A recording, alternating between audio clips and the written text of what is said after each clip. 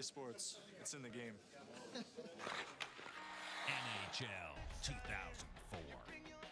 What's going on, everybody? This is Kron here. Welcome to this classic game review kind of ish video.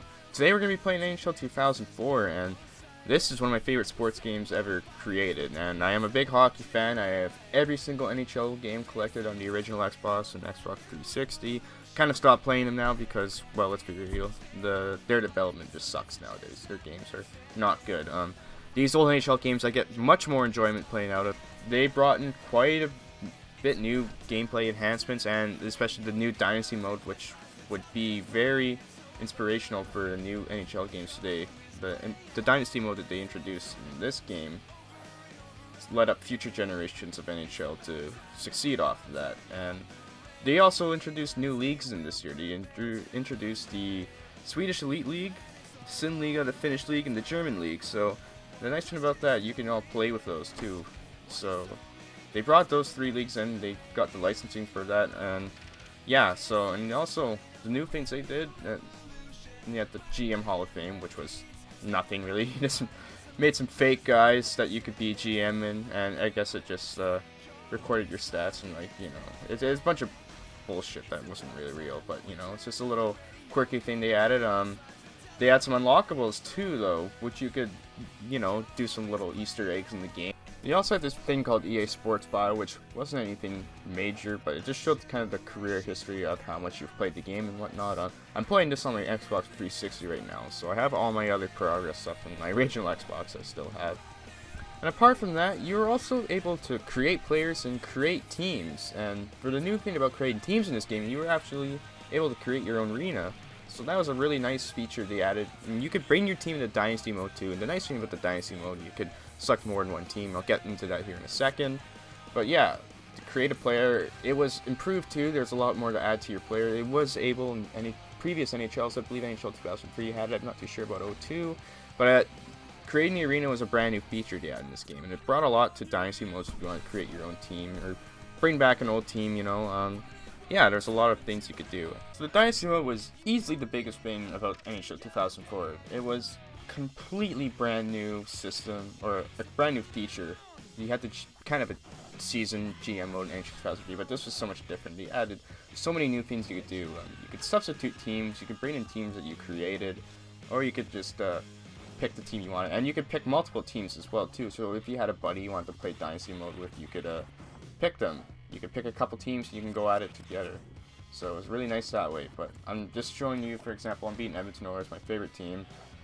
So obviously you pick a fake general manager when it's not real and you just go by it. And the creations they had was insane. Like, you had the whole financial and the GM experience. You have the whole general manager experience where you could put upgrades on certain parts of your staff, you could upgrade the facility, you even had a little bit of animation in the background, which is kind of nice to have for an NHL game at this point.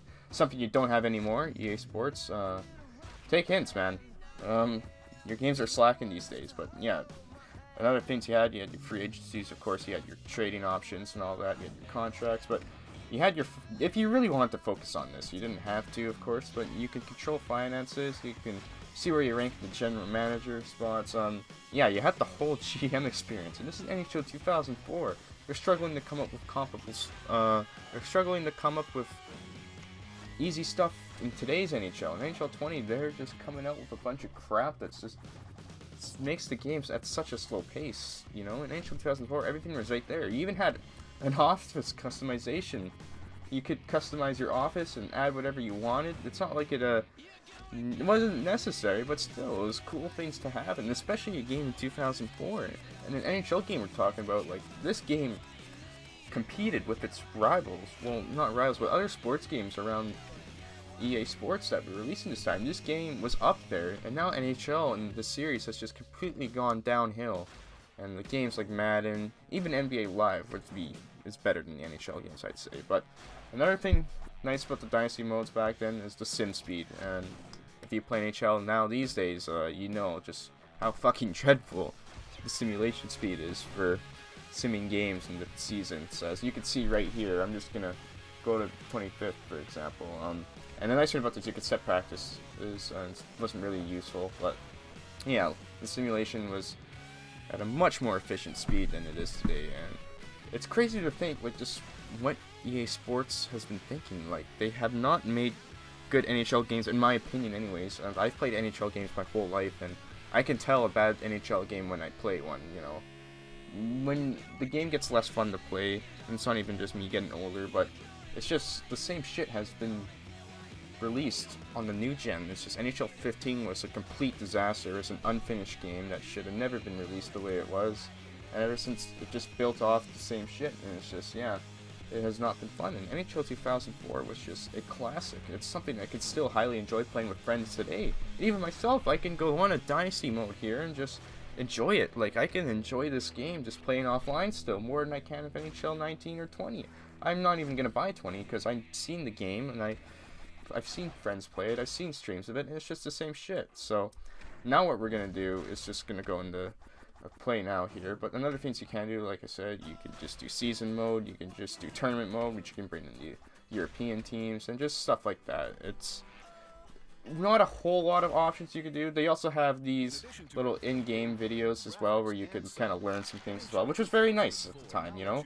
EA Sports, they really helped the player get good at this game. They really wanted the player to succeed at this game. They really wanted the features that they introduced in NHL 2004 to really stick with the player, and they did a really good job of that with the in-season videos. And another thing cool is that they also had season previews with the other games they're releasing, and NHL 2004 was so successful. It was probably the best EA game in 2004, the EA Sports game in 2004. I think NHL 2004 was the best sports game of the year.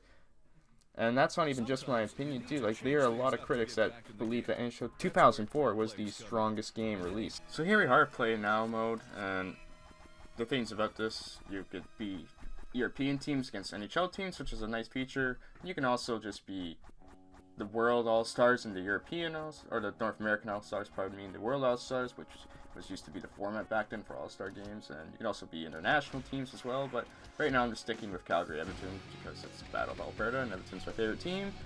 And the nice thing about the quick settings, you can change the skill level right away, camera, period length, and the rule set. So right there off the bat before you even get in the game, you can change all that, which is actually very convenient. And you do that in the NHL games right now too, but right then when it was introduced, it was quick, it was convenient and efficient, and boom, you're right into the game after. And of course, you got the classic pre-game montage that used to be in the old NHL games, which, you know, it wasn't necessary, of course, but it was a cool feeling. It got you hyped for the game a bit, especially if you're playing against a friend, where you saw these little videos before the game. Yeah, it got you on your toes, you know, it got you a little bit hyped up to play. The first thing you really realize playing this game, if you're coming from NHL 2003, is holy shit, this game just looks completely different, and that's in a positive way. The graphical improvements of this game over NHL 2003 are just remarkable. For those who don't know what NHL 2003 looks like, here you go. Kapanen, he gets nailed. Maltby. Datsuk gets rubbed off the puck. Maltby in control now. So to say it was a graphical improvement is a pretty fucking big understatement. As you can see, it is a really nice looking game for 2004. And one thing you're gonna notice about the gameplay is the hitting's just so fucking over the board, but it is what it is. And this is when they just introduced like in-game adjustments. You can see in the bottom right corner there, you could change my offense and defense. That's when they first introduced that. So that was a nice little gameplay enhancement. The deking in this game was actually pretty sweet too. The toe drakes you could pull off by just clicking the Y deke, and if you hold LT and Y, I believe it what it was, you could do a bunch of spin dekes too. And they also introduced the skill stick as well as that too, so you can actually go backhand on breakaways if you just use the right analog stick. And as you can see right here, I try to do it. The hitting's so for the board, it's hard. The AI actually gives you a good competition. This is on medium mode. Yeah, you can see I'm going left to right here in my analog stick, as you know, I keep turning the puck over because I don't know what I'm doing playing this game. It's been a while. Another thing about the gameplay of this, like for skating wise, if you get beat, you fucking get beat. So you gotta always be in position. And right here, you see me score a nice little backhand cross crease. You know, Crosby's goal is so effective in this game. Those won't ever go away. But yeah, it's a very silky gameplay. The things that happen are very nice, you know. The skating's pretty smooth, you know. The guys who have the skate emblem, the skate by their name, the faster skaters, they truly are faster skaters. You'll see that in the game.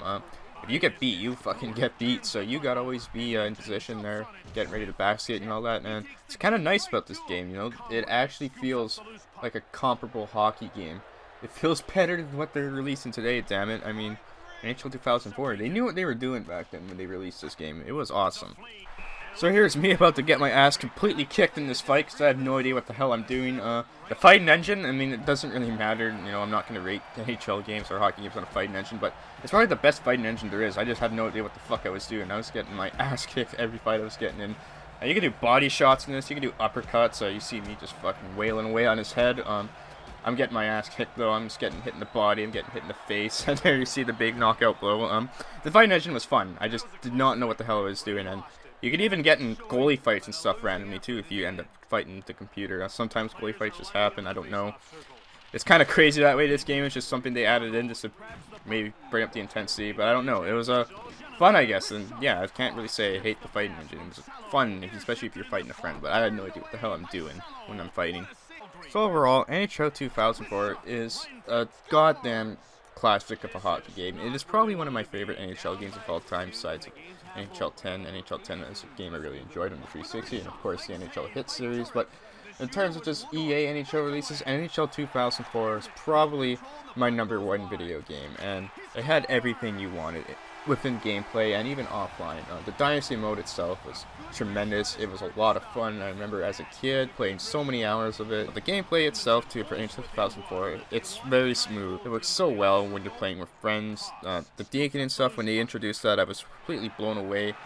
The puck handling and stuff, it all works pretty fluently. Of course, it's a little buggy sometimes, I'm not gonna lie. I mean, it's NHL 2004, this game was released in 2003. There's still some little bit of iffies and all that. It's gonna happen in an old video game like that, but for the most part, when this game was released, it was pretty astounding just how nice it was and how much of an improvement it was over NHL 2003. So overall, I give this game a 9.5 out of 10. Here's the rest of the gameplay that I've played, so just enjoy that. You can see it for yourself. And if you have an Xbox 360, pick it up. It's released for NHL 2004 for the original Xbox, but you can't play this on 360. And give this game a try if you never have, because you will like it. I guarantee if you like NHL games, you will like this game. But that's all, guys. My name is Kron, and if you guys want to see more reviews like this, please let me know. I plan to do a lot more classic gameplays on my channel, so stay tuned for that. And without further ado, have a nice day. Peace. Now that was a quick pad save. Conroy with the puck. Jelena, he gets laid out right there. Regier takes possession of the puck. He gets laid out. Smith finds the loose puck. Jelena runs over Comrie. Quick pass up. Ahead to the neutral zone. Regier centered. Wrist shot. Salo gets a pad on it. Off the pads for the save. Salo turns it over. Calgary got it. It's all over now. Edmonton disposes of them in regulation time. What a solid effort on both ends of the ice here tonight. They were strong both with and without the puck, and they cruised to a victory as a result. Tonight's third star for Edmonton, number 35, Tommy Salo. Tonight's second star for Calgary, number 23, Martin Jelena. From Edmonton, Alberta, this is Jim Houston with Craig Simpson. From all the team here at EA Sports, we'll see you next time.